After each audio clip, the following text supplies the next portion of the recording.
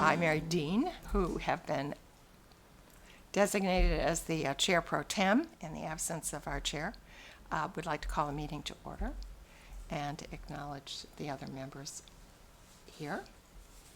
The first item on the agenda is the approval of the minutes from the last meeting, which you have in front of you. And I hope you've been able to review. Are there any questions about the minutes we can answer? They're excellent. That's not a question, it's a comment, but they're excellent. Well, since I can't do the minutes and chair the meeting at the same time, no promises for next month.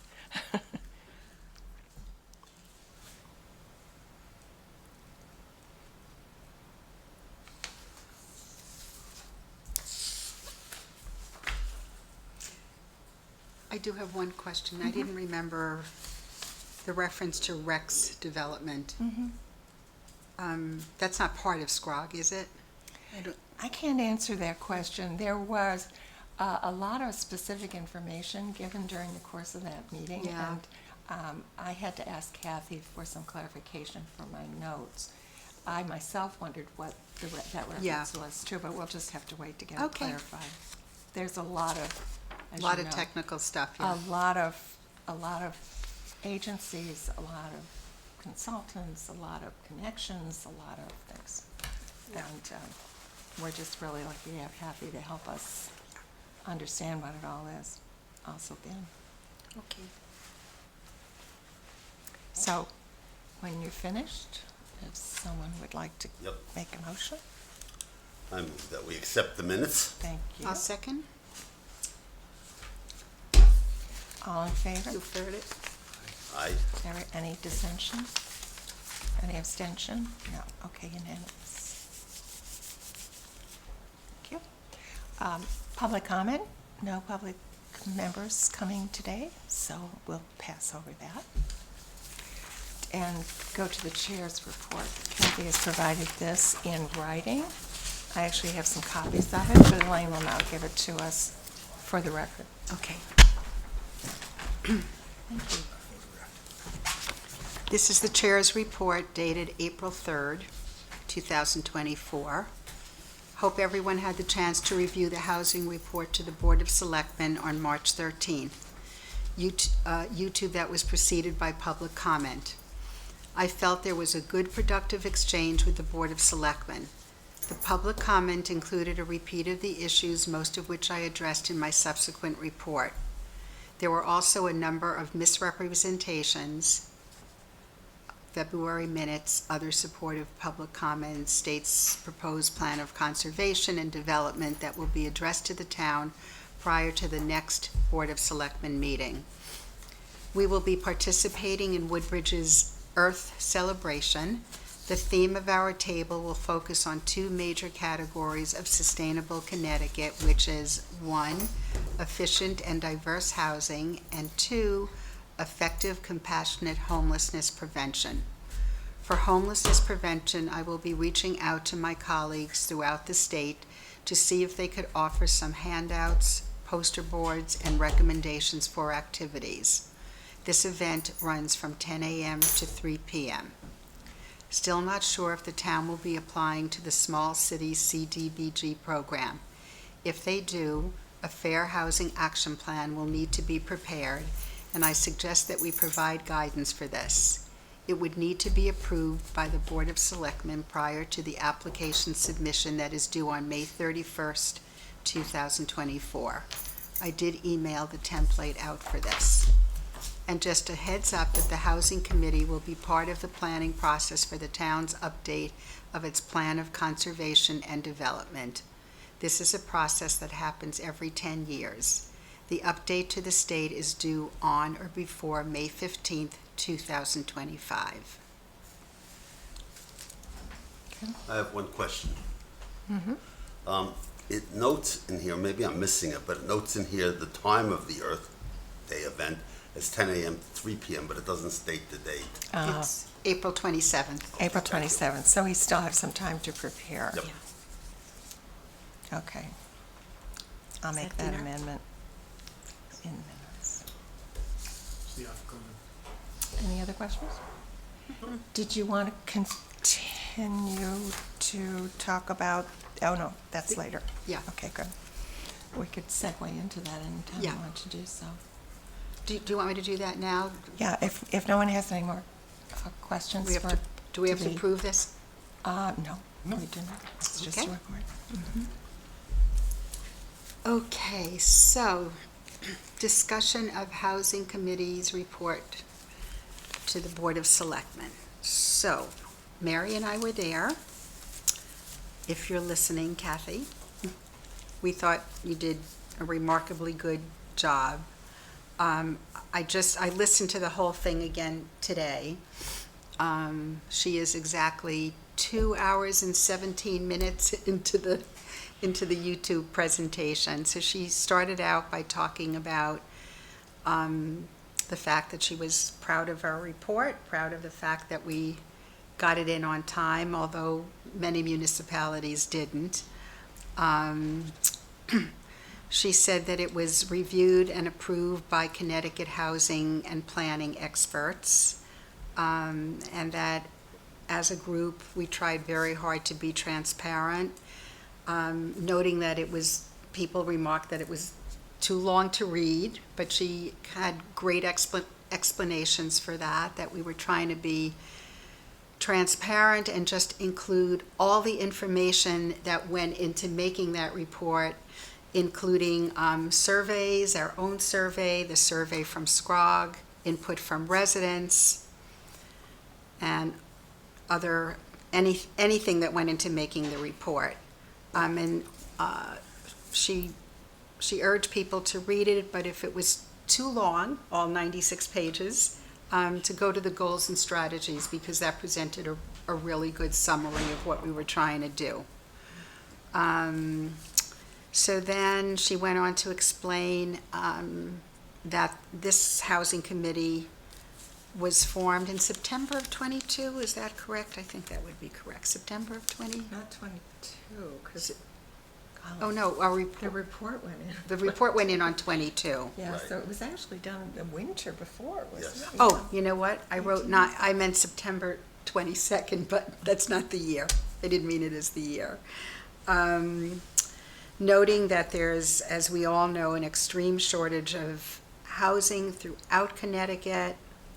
I think the figure she gave was that we are short 169,000 units of housing throughout Connecticut.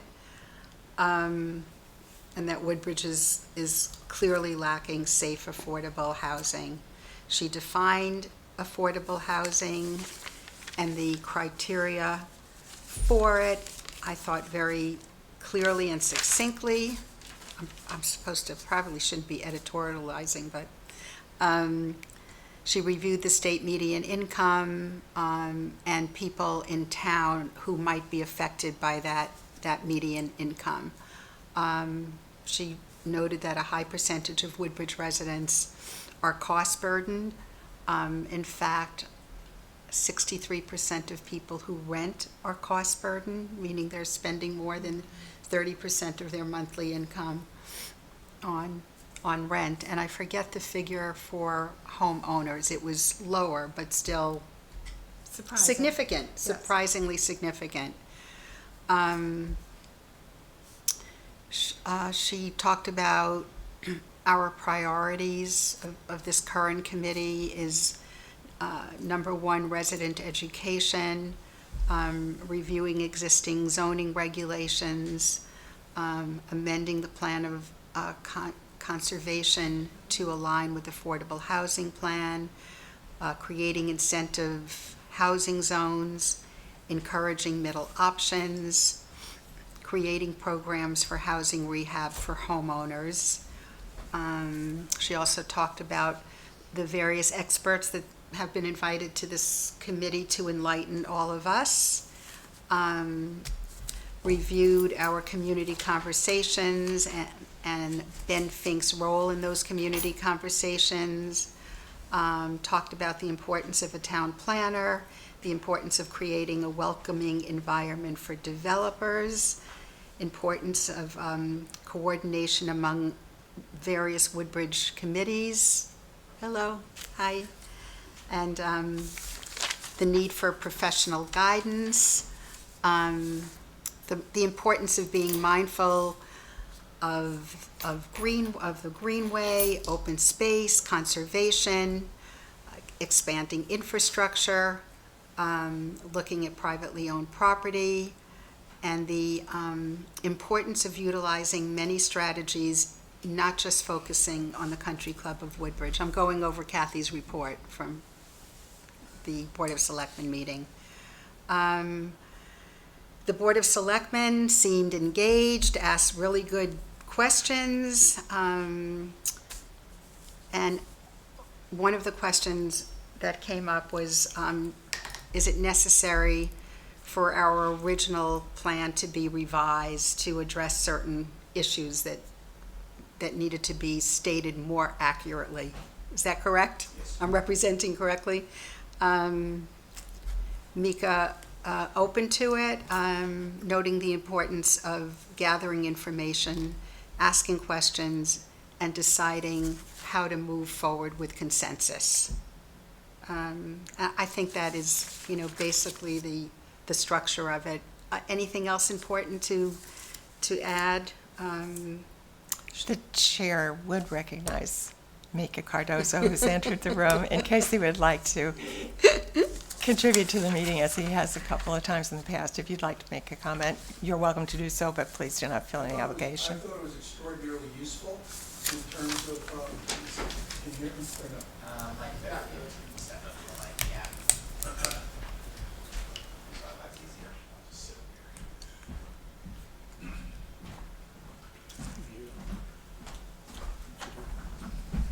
I thought it was particularly useful that Kathy presented the way that she did. It really instilled a lot of dialogue and discussion in terms of our housing plan generally speaking. A lot of the questions were specific to the plan. There was a lot of discussion in terms of changes, as you said, Elaine, as relates to particular items. Demographics were maybe not specific enough to Woodbridge, and we would want to make that adjustment going forward, so that whatever information we use or is part of that is very, very specific to what we're doing, what's happening here. But generally speaking, it was significantly longer. If you were watching, you saw that it was we discussed it for the better part of 45 minutes to an hour, if I'm not for sure. mistaken. And I thought it was great dialogue. It was just folks asking questions, getting answers. Kathy was able to answer it. There's so much that we feel can be done. And she outlined a lot of what, how important it was to do that. And we also, I think, addressed some of the concerns where this is a living it's a dynamic document. It's not meant to be, a static type of a document where you don't make the changes as you go along. The POCD is a process we're going to be going through for the next year. This is going to be a very important part of that. And so we will be adjusting, adapting, correcting, whatever we need to do as we go along those lines. So I was very pleased with the fact that she presented, and I was very pleased with the reaction of the selectmen in terms of the questions that they answered. I mean, we're getting engaged. We're Yeah. starting to understand. We're starting to recognize what needs to be done. So Elaine and Mary, you were here, so you heard a lot of it. There was, or was that the other time? No, you were here. No, We were we're both there. there. Yeah. We were both there, and we both listened to Yeah. it again today Yeah. to refresh our memory. So, and prior to it, there was some public comment and there was some criticism in terms of what has been done. But I do feel we're, from my perspective, there's never been any indication that we wouldn't, if there's something wrong, we wouldn't correct it, or that we wouldn't adapt or anything along those lines. So, if there's things that people don't agree with, bring it. Let us know, and we'll do what we need to do with it. And what I felt at the time, and what I'll say here, not just because I'm sitting here, but I thank the committee for doing the work that you've done. And there's still more to do, I know. And the other thing that came up is was asked very directly in terms of the potential of the committee becoming a commission, and that's something we are most certainly looking at, because I do feel the work that you're doing is work that we need to do consistently in order to be successful at it. And in what we, and I think that's one of the ways we can demonstrate that that's the case, and we can keep it going. So, Great, thank you. What would the difference between a commission obviously lasts longer, but what other differences are there between a committee and a commission? that's about it. In reality, the committee should be operating the exact same way that a commission does, from a just an operational standpoint. But generally, the committee is formed for a more temporary type of activity or action, whereas a commission is something that'll just perpetuate. And the biggest thing is really a committee, we don't have an ordinance specific to a committee, where with a commission, it's part of your ordinance. So it becomes law, it becomes an ordinance. That's the biggest, tangible difference, if you will. But aside from that, operationally, you do what you do. When I was looking at it again and thinking, of course, we've had exposure to this same set of circumstances for quite a long time now, where individuals have concerns that they express, and of course we respect people's concerns and want to address them. It is difficult to do that in the stricture of the freedom of information and I guess Robert's rules or whatever is preventing us from interacting during a meeting formally with people who are bringing thoughts and concerns to us. Is there any way around that? Can we, I know that we're not allowed to meet with people outside of the structure of the committee for the same reason that you wouldn't do it if you were a commission. I don't know that that's all necessarily the case. Oh, good. For example, if you have constituents, you have residents who are interested in finding out and you wanted to get their input or they wanted to get your input, there's no freedom of information restriction that would prevent you from doing that I'm aware of at all. Even from the perspective, if you wanted to collaborate amongst yourselves, you can do that, provided you never do it in a situation where there might be a quorum. And a lot of the Freedom of Information Act is obviously put forth to stop backroom deals, discussions, things of that nature. So there's a lot you need to be careful with in terms of what you're doing. But generally speaking, it's from a public standpoint, that's what we should be doing in reality, from my perspective. Okay, that's good to know. Yeah, it is good to know. One of the things that you can't, as a committee, under the auspices of being the committee, for example, I can't host an event, if you will, specifically to discuss committee business with a whole bunch of other people. Right. That's a meeting. That's That's a meeting. So, you can't, but if you're at an event or you're out to dinner or somebody, something along those lines, yeah, you can have the discussions that you want. At the grocery store, somebody stops you and wants to talk to you about what's happening with the commission, by all means, or committee, excuse me. Oh, yeah. So- One-on-one. Right, or But- even 1-on-3 or whatever Yeah. it might be. It's not, you don't want to set up anything from an official standpoint where it appears that you're conducting committee business outside of the public forum, is really what it boils down to. And from my perspective, from everything that I know. Right. I mean, of And if course- there's any questions, there's that gentleman, Russell Blair. Just reach out to him. Just literally just give him a call and ask him what you're thinking, and he'll, or, our attorneys are the same way. We can just ask me, and we can ask the attorneys if it's something that we don't know the answer for ourselves.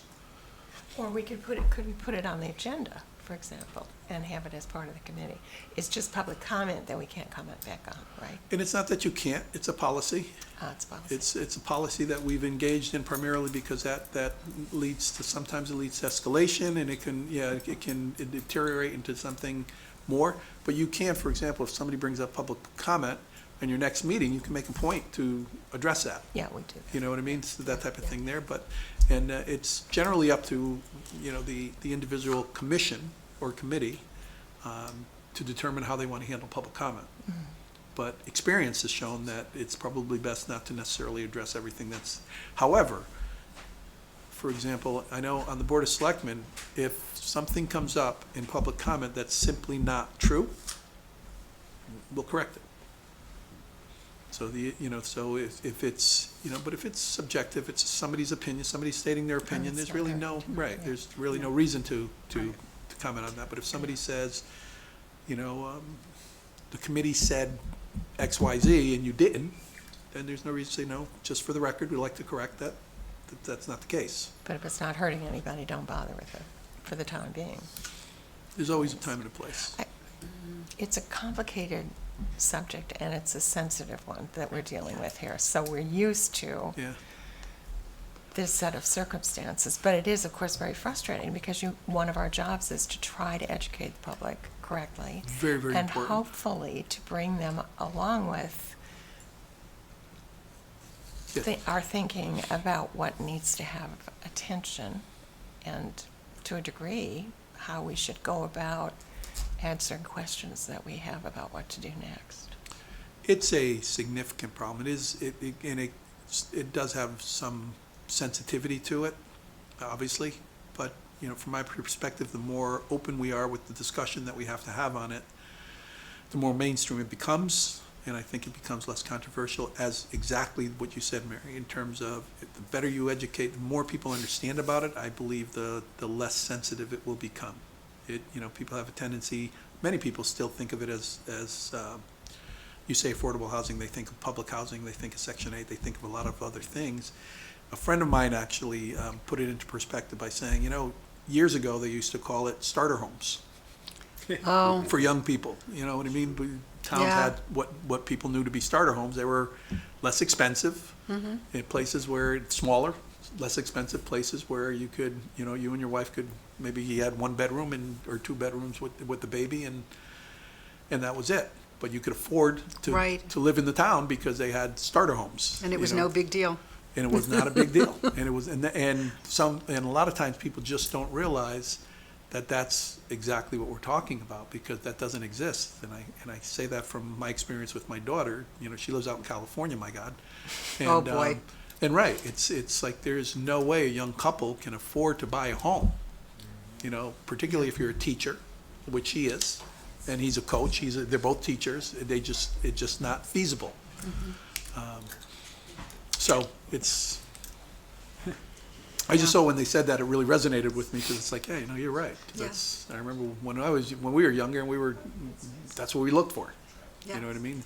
Yeah, So, our first house in Hampton was $28,000 for a lovely little raised ranch. right, right. It was wonderful. And that's truly that's what's missing in our, Yeah. And there were two, it's funny, it's both ends of the spectrum. It's usually young couples or young people, and it's also the older generation who wants to downsize. Yes. And if that housing stock is missing, you've got to do something about that. That's because it's painful. And that's what we're experiencing. And if you don't, what you don't get influx of new people, and you get an exodus of people who got nowhere, there's Nowhere else to go. So they go to some other place. And when they do, they're leaving 3 and 4 bedroom their houses on, a lot of land, and families justifiably are moving in. Yeah. So you get a lot of the influx in terms of the growth, but you're not retaining Yeah. those seniors. If they had a place to stay in town, you're retaining those taxes. You know what I mean? Yeah. And just Absolutely. And those that are the people you want in town. They community want to be here, knowledge. Yeah, right? Exactly. Right. People So- who really care about the community because they have experience here. So. Yeah. So there's ways, and I think as people more and more understand what we're actually looking to accomplish, I think it becomes more and more feasible. But One hopes. one hopes. Anybody else have any questions or comments or anything? I do have a Just couple like more that. minutes.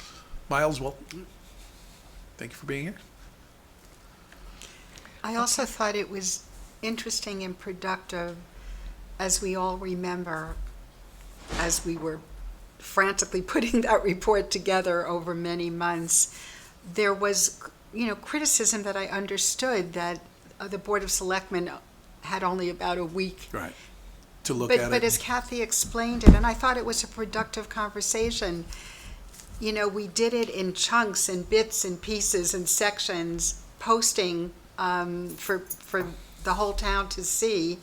But it is true that when it was finally finished, I think the Board of Selectmen basically had about a week and, wanted to approve it to meet the deadline that we were given.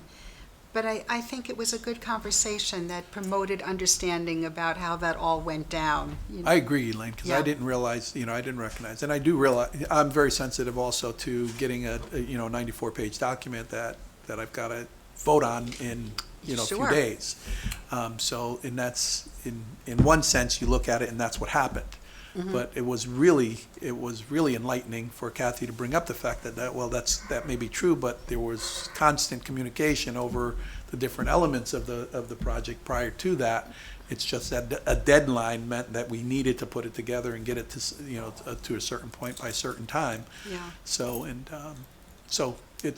I thought that was, That again, was good and- the more people understand about what's going on, the more dialogue you have about it, the more I just think it's what's needed in Yeah. order for us to get through a lot of the difficult, particularly the difficult topics.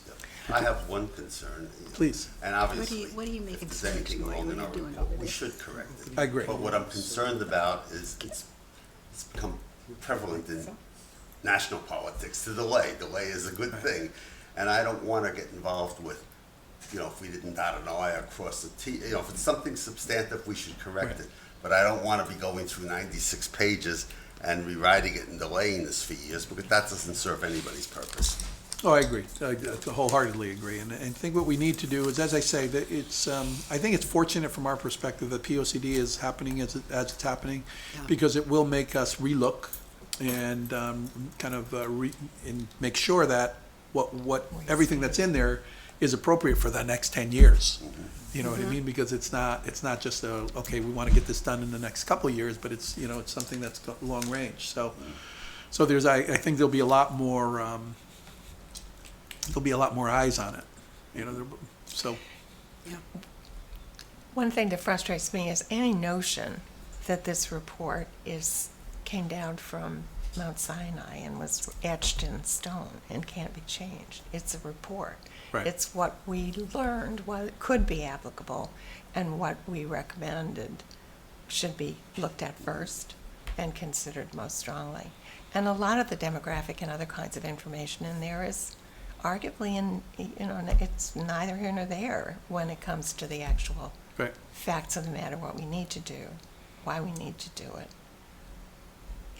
That's just frustrating me. It seems like you're putting up this barrier and thinking about the barrier, whether the document itself has failures or strengths or whatever, and not talking about the issue, which is what we really have to get down to And brass that's tacks actually, about. that's a great point from my perspective, because what I'd like us to do now is see what we need, how do we implement some of what we feel is necessary.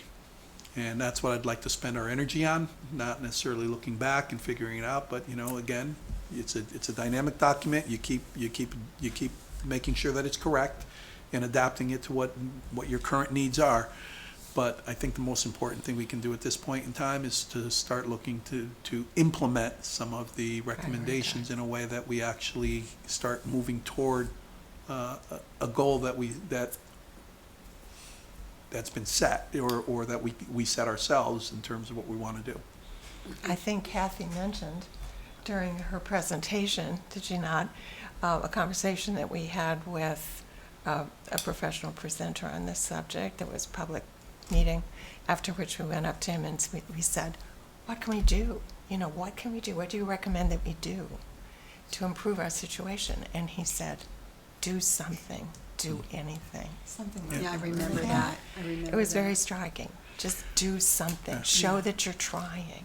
And that's what we're trying to do. I've got a personal commitment to that in terms of exactly just taking steps toward a goal.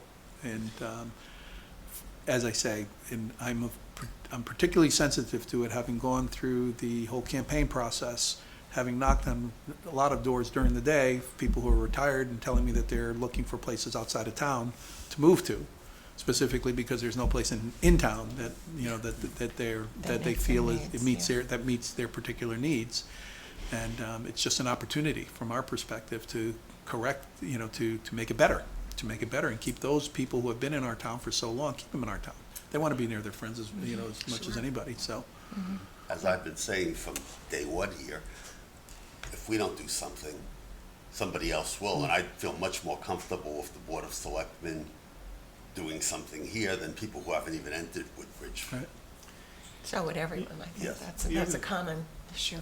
One thing I think we should all recognize is that it's sort of both an iterative and sort of process that may have to be reconsidered as we go along. And for example, we may think it might be a good idea to do something, but as an economic matter, you've got to get developers to get involved in some of this. And if it's just not economically feasible, we can't necessarily discern that. We don't have a divining rod that's going to tell us whether that's, when it becomes a reality and we find out that that's not going to work, then we have to be willing to be flexible. It's a whole nother level of challenges. Well, that's that right. we're gonna have to meet. And that's another reason to be pleased that we have a new member of our committee who's been working in development for some time. So together with Really important. others with whom we have associations or membership. But certainly there continues to be, actually, a lot of examples we can learn from. In other towns like us, and other towns around us, and in other towns Yeah. not near us, in Fairfield County and places like that, Mm-hmm. that have done some really great things that we can learn from. We don't have to create the wheel, we don't have to be the first to do something of whatever it is. So, Yeah. and we have to make sure we stay objective enough to expand our view in terms of where and how we can do these things in our town. So, Yeah. remain on. So thank you. Thank you so much. Thank you for Thanks for participating. coming. Thank you, Mika. Thanks, Mika. Thank you.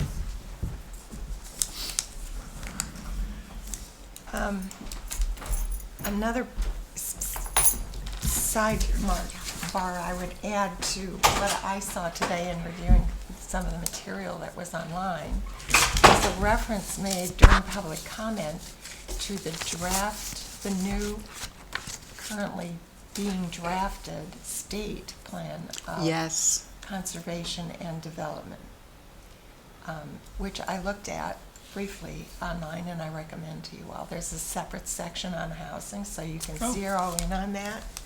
And you will find, I just looked at it briefly, but I think you will find that plan of conservation and development in the development section is saying a lot of things that we have been saying about where to concentrate your development in order to respect and reserve as much open space as possible. Where exactly is that accessible? I can send you the link. I will do that. Thank I'll you. send everyone the link to that. I just Googled it. It was really easy to find. It's not It's in an its final assumption. form. It's not in its final form. Yeah. It was just posted on March 1st in its current draft form. And it's taking public comment through the summer, I think, and then will be posted officially in September.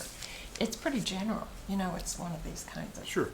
documents. But it's good to know that, as you might not otherwise be aware, that it's conservation and development, not just conservation. We had that discussion a couple of meetings ago, or maybe it was as many as 3 ago, that we really had to try to coordinate, the housing and conservation, But they all have to work planning together. and zoning, and it's all part of the It's all same. connected. Because you can't really move forward ultimately and take, action without, without it working for everybody to some degree.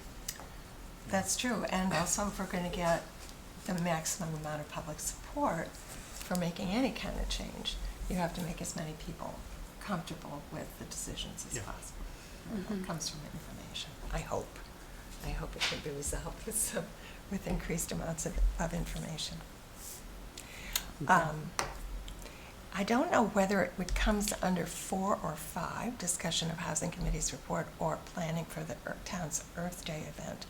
But in our email communications from Kathy, she did send a couple of additional things. I guess it's Earth Day, is it Earth Day? I think it would be related to Earth Day, yeah. And also her work plan, which isn't, I think, that would be related to the CDBG application. I don't see that here on the agenda. the agenda, yeah, I mean- We're not, there's no need for us to address Okay. it right now. Okay.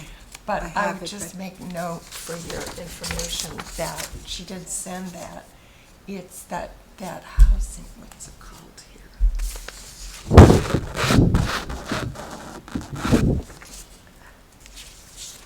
It is the Salem Fair Housing Action Plan template. And it shows you what information we would have to provide in what format if we were going to apply for CDBG funds. So it's 55 pages, so my point here is just to let you know to work it into your day as convenient. But I think being familiar with its extent and the kinds of questions that it's asking, it would be really helpful. And I how personally it- was finding difficult to get it into my day, so I thought I'd mention it to you all. This is generated by which group, this? This is the Fair Work- Housing, this is from the Department of Housing. Okay, This one it looks like. oh, that one, okay. Yeah, see what you've that got looks it in your like, yeah. email. It's in your email. Yep, I'm having trouble with Yeah, these I know. days. Yes, I dare say. Till Tuesday. Is there anything I could do to help you? No, Tuesday I'll be able to do it. Okay. I mean, I was trying to find all this stuff desperately to see what we had received and whether I Yeah, I looked know. at I it myself. And Kept sometimes looking it's back hard at our to do that. instructions. It's hard to do that in all the emails, isn't it? Yeah.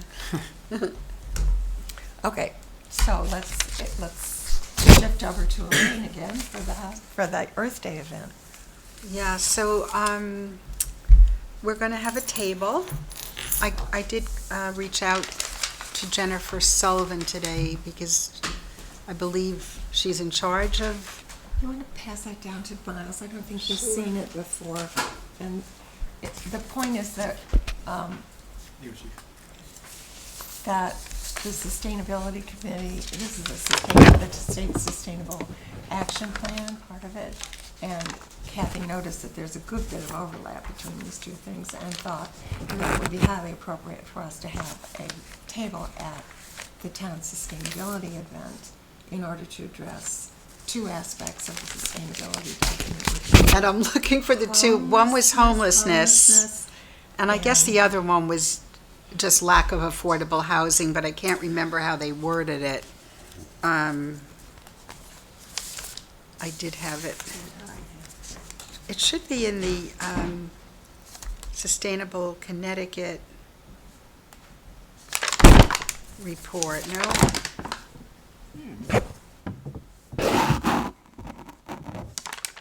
Well, it's homelessness So and, much stuff. I know.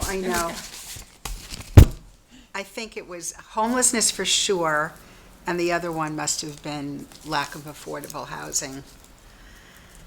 So Kathy was going to reach out to people she knew involved in different organizations to see if she could gather posters and handouts and flyers that we could put on our table.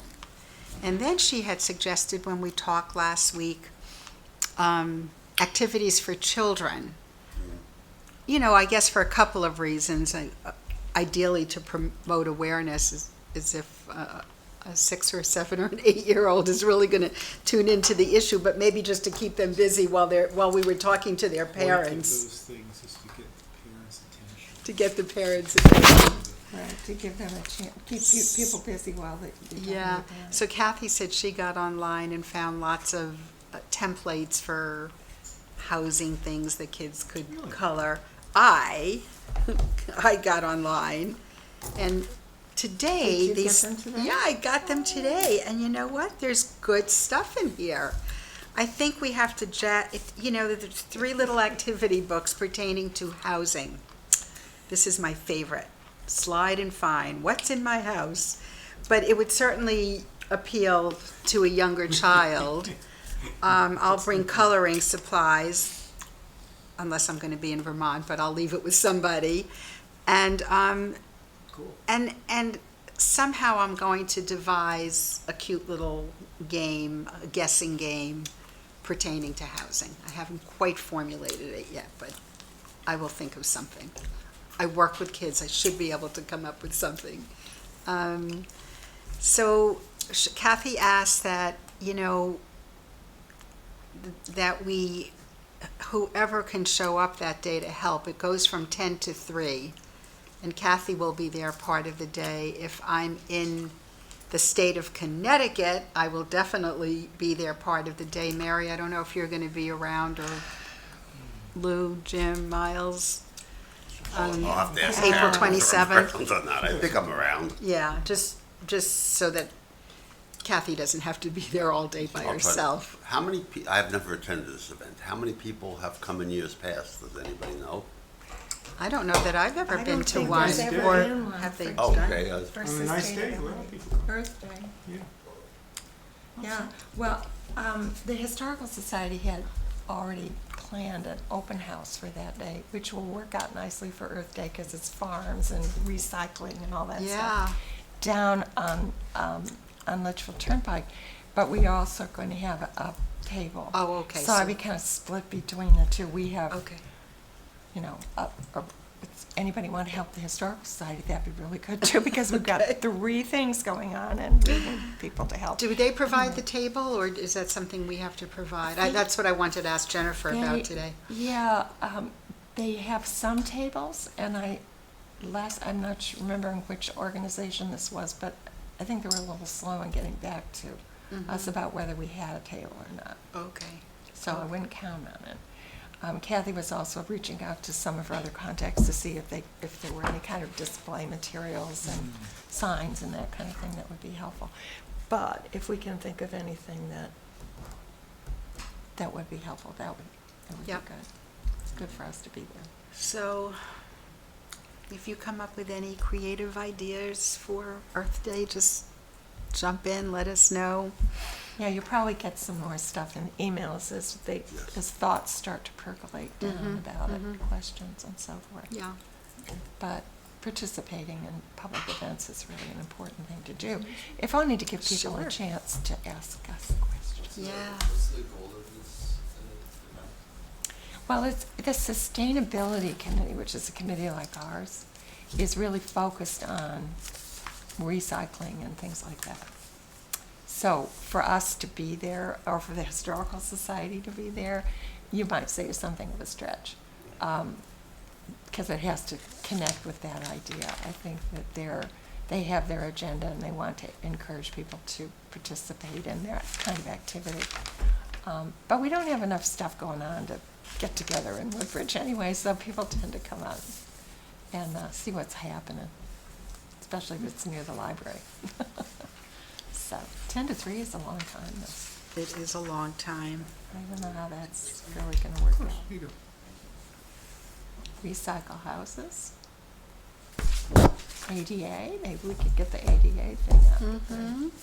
I don't know. Think about it. Mm-hmm. Okay. Absolutely.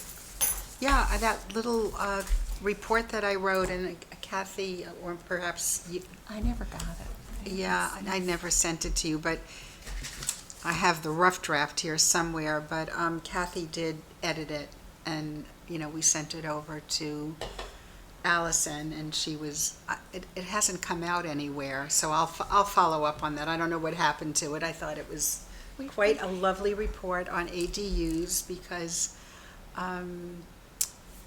one of the people that attended last month's meeting was talking about tiny houses, and, it ties in with the ADUs, and it is really a good option under many circumstances.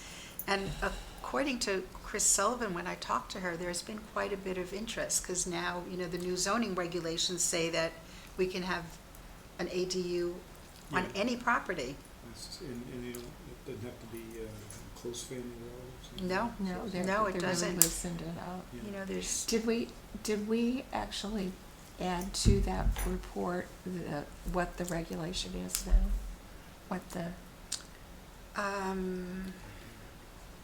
let me see if it was in the original version. You know, what interests me about ADUs and any district, and in this case Woodbridge, is when you have an enlarged option like this, if we could just get an example, as one has many examples of other sets of circumstances relating to housing and its implementation, but if we could find out what really happens in a community when ADUs are really a viable option, as they weren't here before those recent changes. How many people really implement them? Is it a realistic expectation that it's going to have a significant impact on housing? You know, I think the need is more acute now than it has ever been. That's a good point. So it wouldn't surprise me if it was more utilized than you think, but it's still, it's still small groups. Yeah. You're not Does going to it- get, 10% of your population is all of a sudden to live in, accessory dwelling units. I think that's unrealistic. The numbers. The only thing, did you ask about the regulations? In my second paragraph, Woodbridge is one of the towns which opted into PA 2129, the zoning regulations which authorize the use of ADUs. The majority of towns in Connecticut opted out, often because they already had zoning regulations describing the use and parameters of ADUs. This means that Woodbridge essentially follows the guidelines that explained in the above-mentioned 2021 Public Act. This legislation has been described as an important step towards a more affordable, sustainable, and economically dynamic state, and it marks the first significant update to the state's Zoning Enabling Act in decades. That's from Desegregate Connecticut.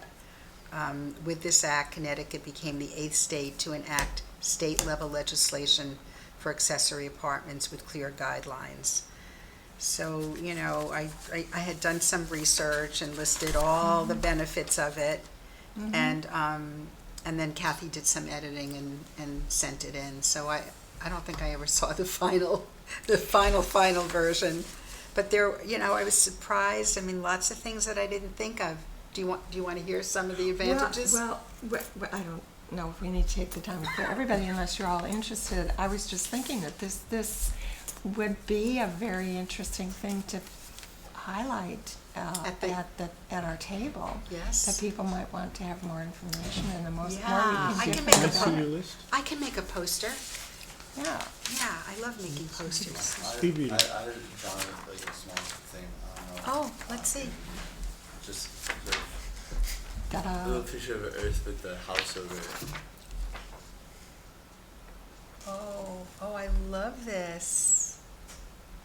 I love this. Can I pass it around? Yeah, sure. Whoops, sorry. Keep doing that. Oh, I love that. That's great. Isn't that great? Home, the home we all share. I love that. Oh, I good. feel like maybe Can you make a poster? yeah, I Very nice. That's nice, I isn't feel it? like maybe Yeah. what's important to stress, at least in regards to sustainability, is mainly that affordable housing can be sustainable as well, and also as the purpose of Earth Day is really that we're all unified in the aim to save Earth, and I guess the purpose of saving Earth is that it is our home, and I guess that's the connection to homes, that if we all deserve a clean home to live in, that's our planet, then why shouldn't we also give each individual a clean home to live in as well? That's beautiful. You're on the right track here. Well said. Wow. Okay, you're in charge. This is something you learned fairly early on. You have a good idea. You get to be in charge. No, of course I'm joking with you. But I know Kathy will want to talk to you about this more because she and Elaine are developing this table. Yeah. With support from any of the rest of us that Yes, we can whoever- give that you whoever need. can That would be great. That's Help us out. yeah, wonderful. be proud to be at that table, however, I can, whenever I get You away can't be in now. 2 places at once. Well, are you kidding? You're kidding. Okay, anything else to discuss? Any new business, any old business? New business, old business? We're good? Nope. Okay. Keep those cards and motors coming and watch your email. Great. I move to adjourn. Thank you. A second? Lou. Okay, we're adjourning at 7:56.